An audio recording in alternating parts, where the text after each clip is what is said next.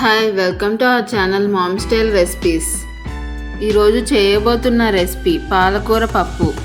ముందుగా ఒక పాత్రలో 1 కప్పు కందిపప్పు వేసుకుని శుభ్రంగా వాష్ చేసి వాటర్ పోసి స్టవ్ పైన పెట్టి ఉడికించుకోవాలి. ఈలోపు చిన్న నిమ్మకాయ సైజు అంత చింతపండును నానబెట్టుకోవాలి.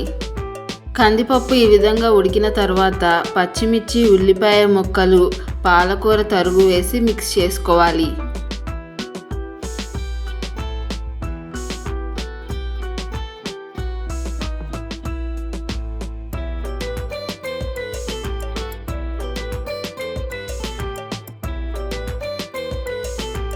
అలాగే 1.5 టీ స్పూన్ కారం, 1 టీ స్పూన్ పసుపు కూడా వేసి మూత పెట్టుకుని ఉడికించుకోవాలి. సగం ఉడికిన తరువాత వెల్లుల్లి ముక్కలు, చింతపండు రసం, రుచికి సరిపడా సాల్ట్ వేసి ఒకసారి మిక్స్ చేసి మూత పెట్టి బాగా ఉడికించుకోవాలి.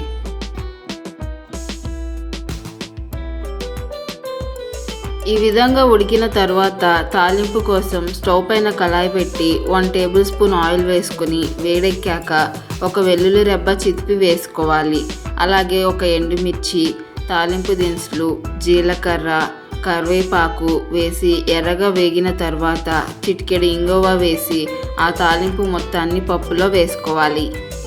అంతే, రుచికి రుచి, మంచి పోషకాలు ఉన్న పాలకూర పప్పు రెడీ. మరి మీరు కూడా ట్రై చేసి ఎలా ఉందో కామెంట్లో తెలపండి. మీకు ఈ వీడియో కనుక నచ్చినట్లయితే లైక్ చేసి మీ ఫ్రెండ్స్ అండ్ ఫ్యామిలీకి షేర్ చేయండి. అలాగే సబ్స్క్రైబ్ చేసి బెల్ ఐకాన్ యాక్టివేట్ చేసుకోవడం మర్చిపోకండి. Thank you.